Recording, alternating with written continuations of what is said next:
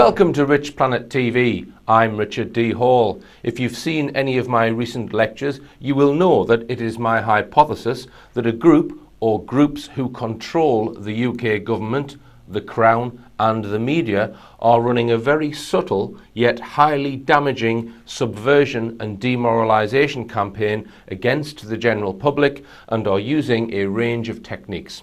If you want more explanation on this, please follow these links to lectures where it is all explained. Now, I'm running another subversion survey and I would like you to help me with it. The two areas I am seeking to expose are confusion and antagonism. Sometimes they are linked in that confusion can lead to antagonism. Let's deal with confusion first. It is my belief that the strategy of confusing the public is being used all the time. This works by first implanting certain beliefs or understanding in the public mindset over a certain period of time. This might be days or even years. Beliefs can be implanted through media stories, documentaries, reality TV, music, and many other genres. At some point, information is directed to the public which completely contradicts or causes conflict and imbalance with the initial implanted belief. This then creates confusion. Sometimes the strategy is for the confusion to lead to conflict, not just within the individual's mind, but between individuals or between groups of individuals. The issues or areas that conflict is being created over could be serious issues, mind-bogglingly trivial issues, or completely manufactured issues. There may be more than two belief positions being promulgated. I want you to tell me if you recognize what I am talking about, and tell me what the area is and through what medium the confusion is being spread. Email me at confusion@richplanet.net with your suggestions and observations. Many people think that mixed messages put out in our media is just part of the randomness of opinion and results from freedom of expression. I would beg to differ and suggest that confusion is a key part of the agenda and subjects are deliberately polarized. I suspect that in some cases the creation of confusion is done for a very specific singular reason, whereas in other cases it is for a more generic agenda, simply to create people with heads full of shit.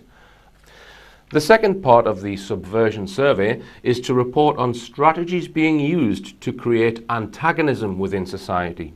Antagonism is created again by managing people's beliefs.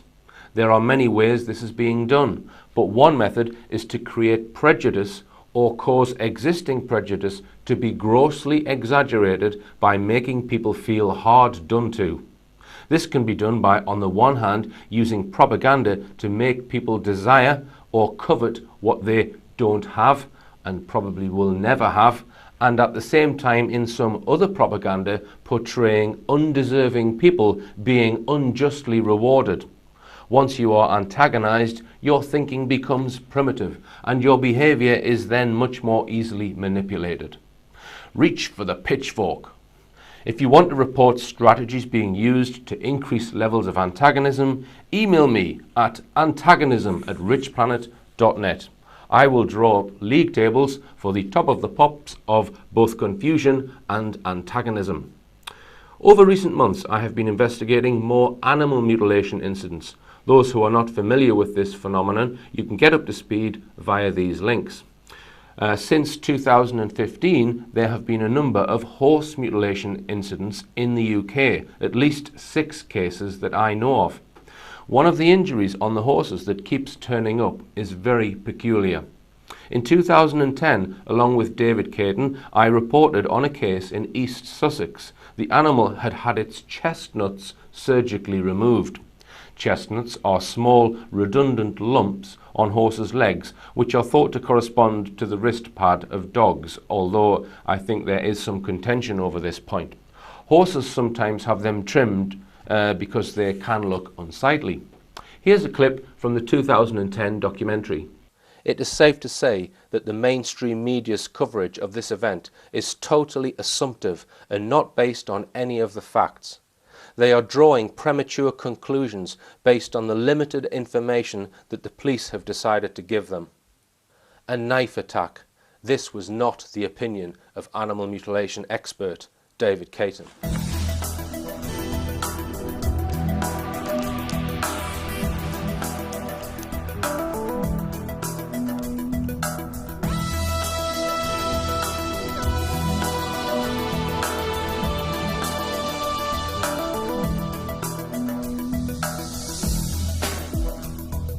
And the owner is keen to have a post-mortem done. Yes, the horse owner is keen, yes. The chestnuts, which is sort of redundant part of the horse. Throwback of the horse, which is on the inside of the leg above the knee, and all four have been removed.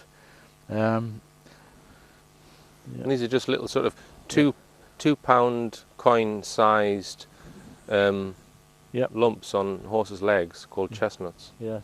And they've all been cut off. Yes. Any thoughts on that, David? Why? No, I'm mystified by that. I mean, it's a new one on us. We've never known of that before. Okay, that was in 2010. The extremely bizarre thing is that 2 of the recent horse mutilation cases, which were in an entirely different part of the UK, also had all 4 chestnuts excised. Here's a recent clip from one of those cases.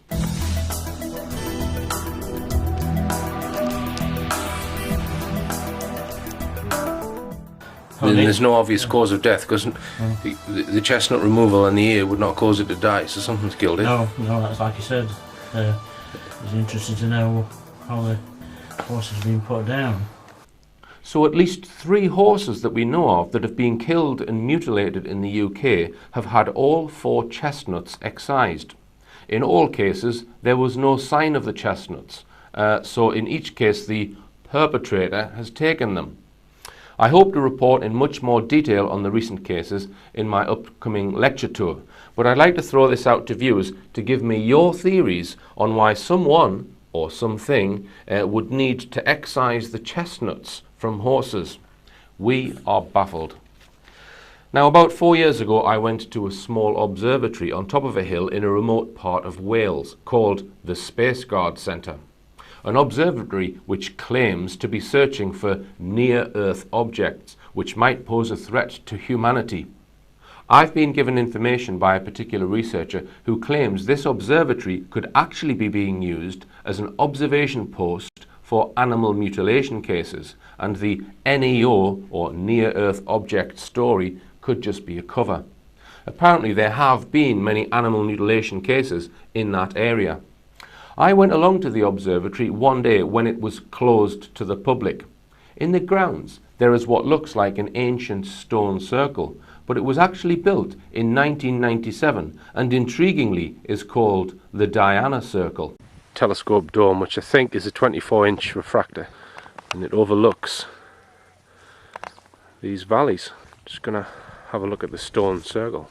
On one of the stones we read Diana's stone circle, built in the year 1997. Right, good. Some of them have got astrological symbols on them. There's the one on this stone circle. If I turn around 180 degrees, on the other side there's a circle, a circle with a hole in it exactly the same. And there's one at 12 o'clock, if you like, one at 6 o'clock, and then there's one at 90 degrees to that over there. So there's 4. So that's about half an inch, but the hole is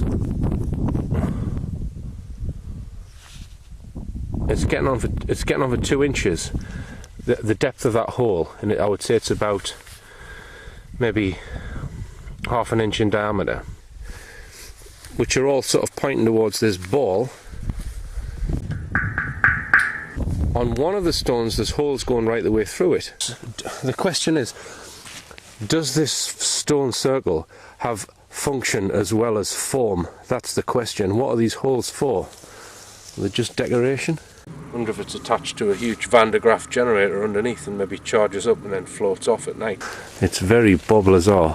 Perhaps there is an obvious explanation for these small holes within the stones. If you know of one, please let me know. Earlier this year I gave a lecture at Holmfirth, the home of Nora Batty, at the annual UFO Truth Conference hosted by Gary Heseltine and Larry Warren. I will be screening the talk on the rest of today's show, which is continued on next week's show. Richard D. Hall, the new dad, in honor.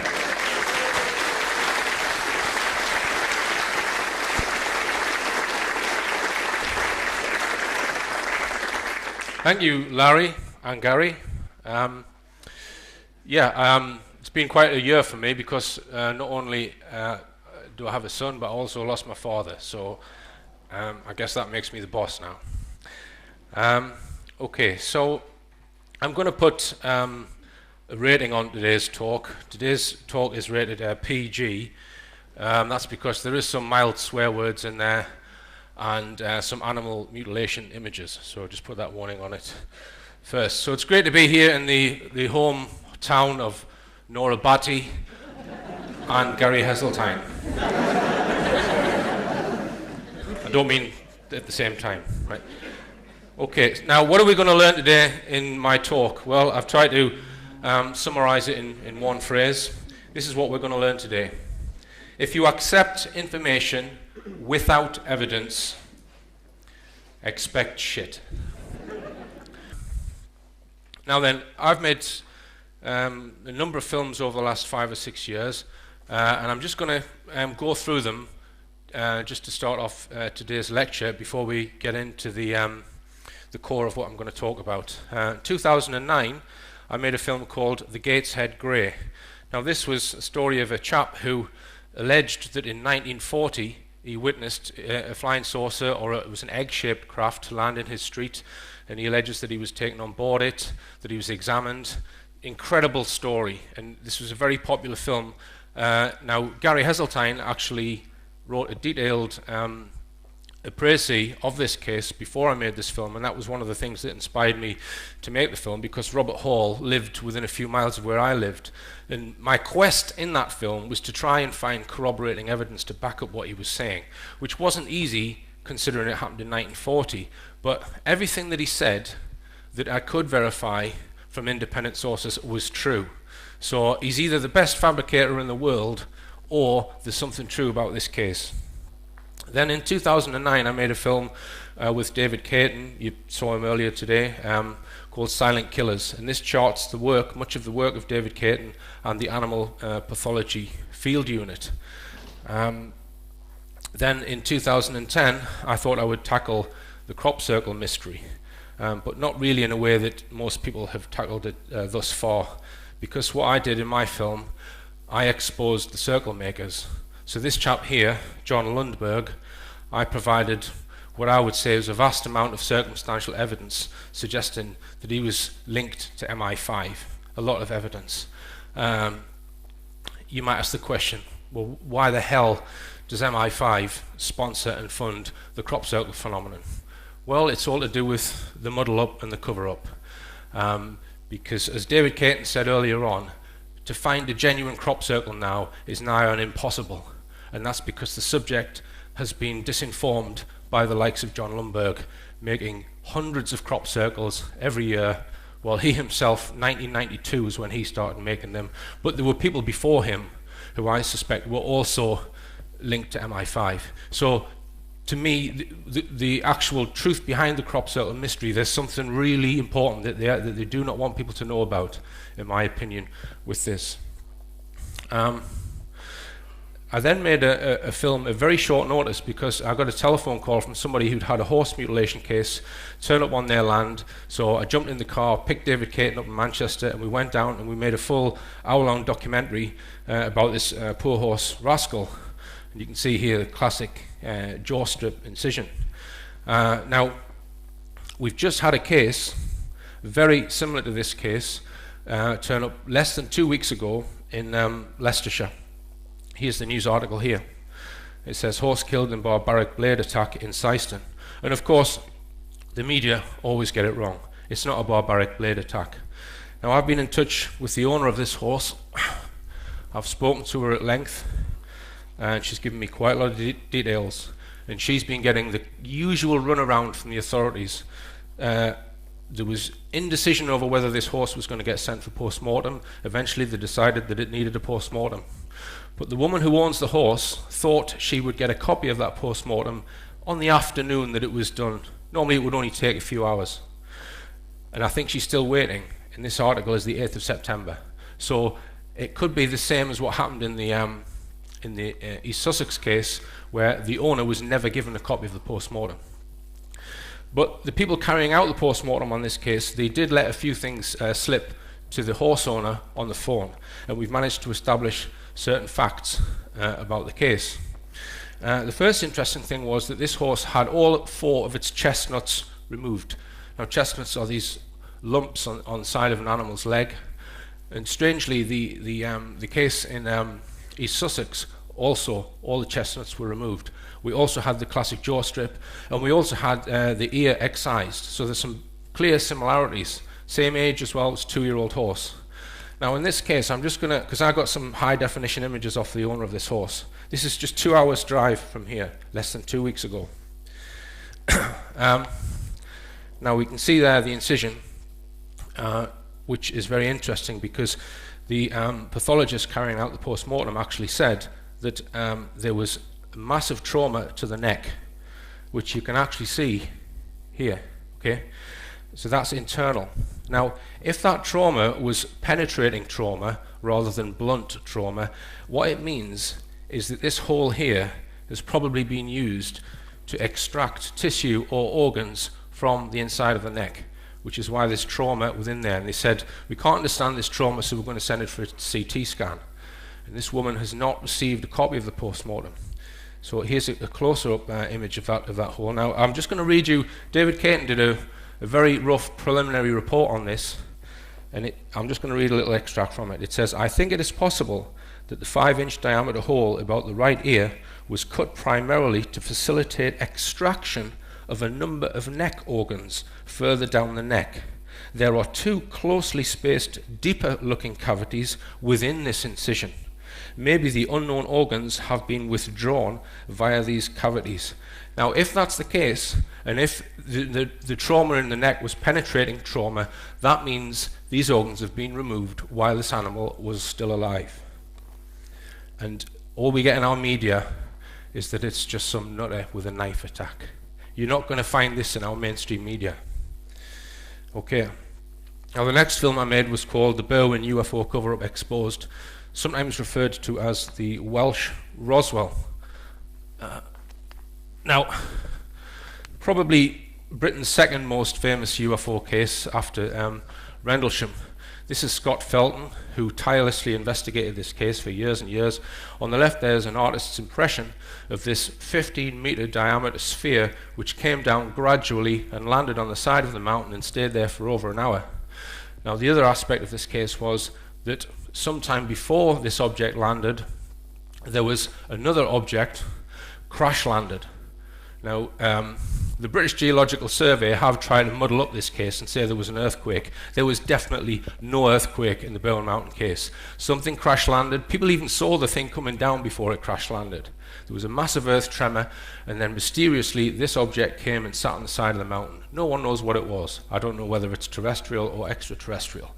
But what I do know is that our government have been trying to cover this up since 1974. Right, because the army, the military, were there within half an hour, and this is an extremely remote part of North Wales. So that suggests foreknowledge. I think that the military knew this was going to happen.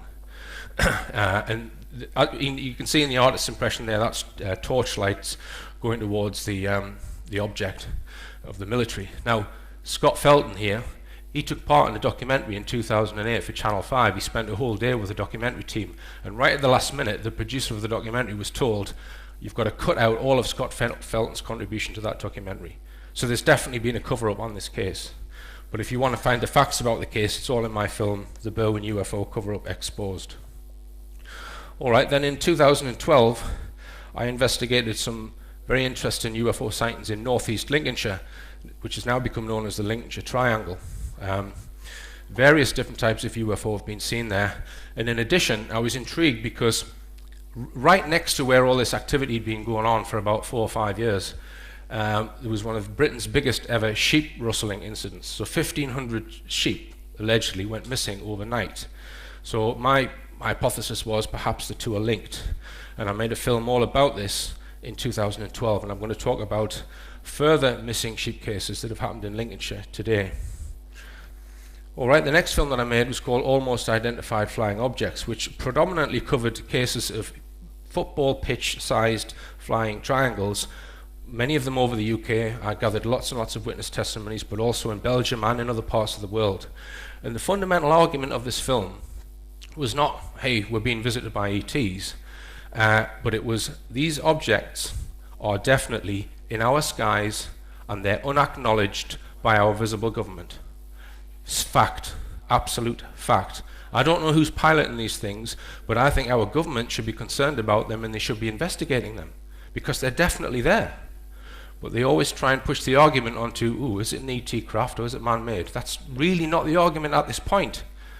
The argument is they are definitely there. Nobody can deny that. So why aren't MPs discussing this in Parliament? All of these sightings of completely silent football pitch-sized black triangles. So there's a cover-up on this issue without any question.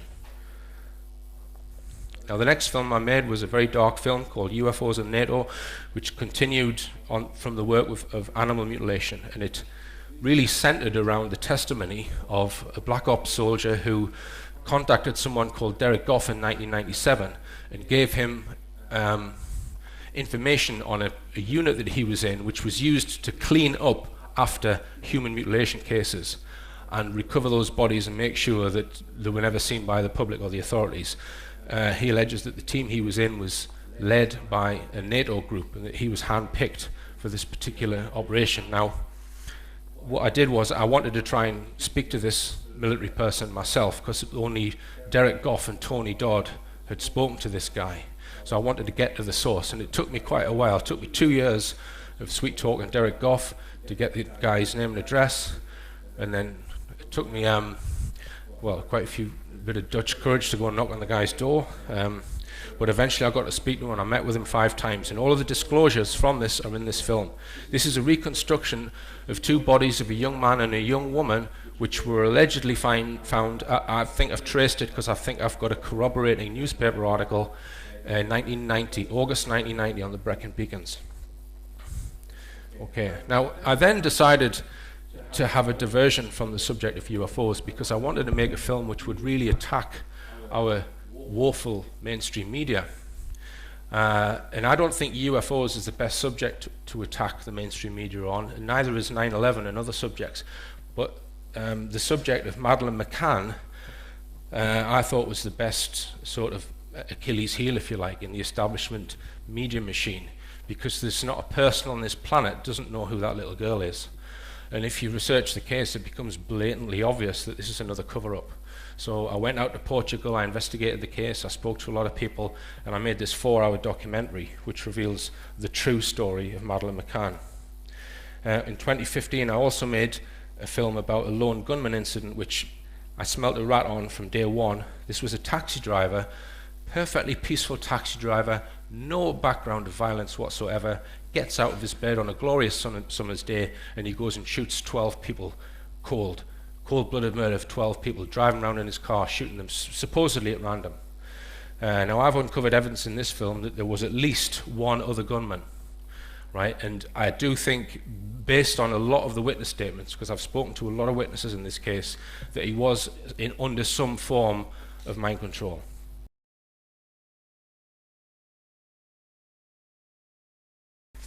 Okay, but I'm always drawn back to this subject of ufology, and I'm going to give you the reason why.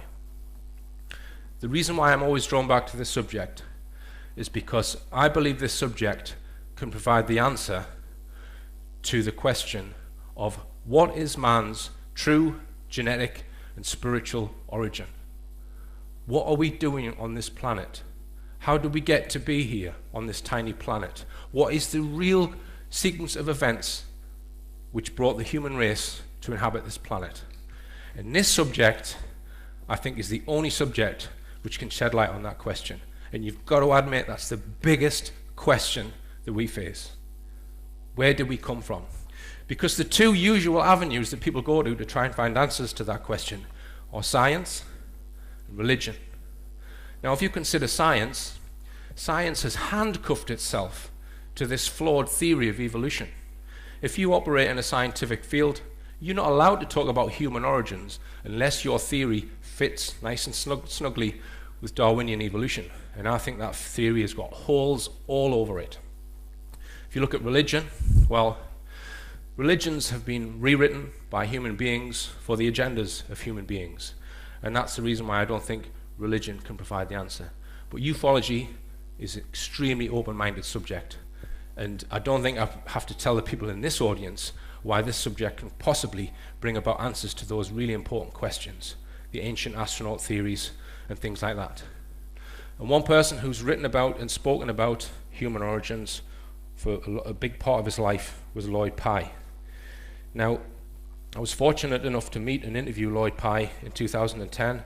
This is a photograph from an interview which we did. And Lloyd Pye, just in a nutshell, he believes that around about 200,000 years ago, someone or something was carrying out genetic engineering on this planet, and we are a result of that, and other species as well. So I'm just going to show you a brief clip from the last part of this interview. And if and when this is accepted by mainstream, what's going to change on our planet? Everything. Everything. I think that when disclosure, I think that right now you and I have lived in what's called the post-war era. I think that World War II was a defining time, and everything since then has been called post-war. Right. I think that the next big phase of existence for all of us is going to be post-disclosure, because it's going to lift everybody's game to a very different and higher level, because when we start accepting that we're not the only game in town, it will, I think, develop some humility in us. We'll just have to become a little bit more humble about our origins, and it will just create a different mindset from which I think a lot of good things can happen. All right then, Lloyd. Thank you very much indeed. Thank you very much, Richard, for having me. It's been a pleasure, and I hope we do it again sometime. Okay. Yeah, we need to accept we're not the only game in town, and we need to be a little bit more humble about our origins. I couldn't agree with him more. And you notice he said there, I hope we do it again sometime. I went to London 2 years ago, and I read Lloyd Pye's latest book, and Lloyd and I exchanged a lot of emails planning 3 lengthy interviews about his life's work. And I'd set up a little studio in the hotel to do the interviews with Lloyd, but he was too ill, he couldn't do it. And then 6 weeks later, he was dead. And I asked the question, was Lloyd Pye getting too close to the truth? I wonder. All right, now I'm going to ask the question, why might governments or their agencies be interested in, monitor, infiltrate, control, and even lead UFO research groups? Well, I can give 2 possible answers to that question. The first is to do with belief systems. What do I mean by belief systems?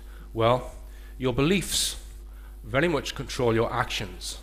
Governments are very interested in controlling people's actions. If I told you lot, and you all believed me, that there was a UFO hovering outside this conference, I think most of you, along with me, would run outside and try and film it. So you're acting on a belief, right?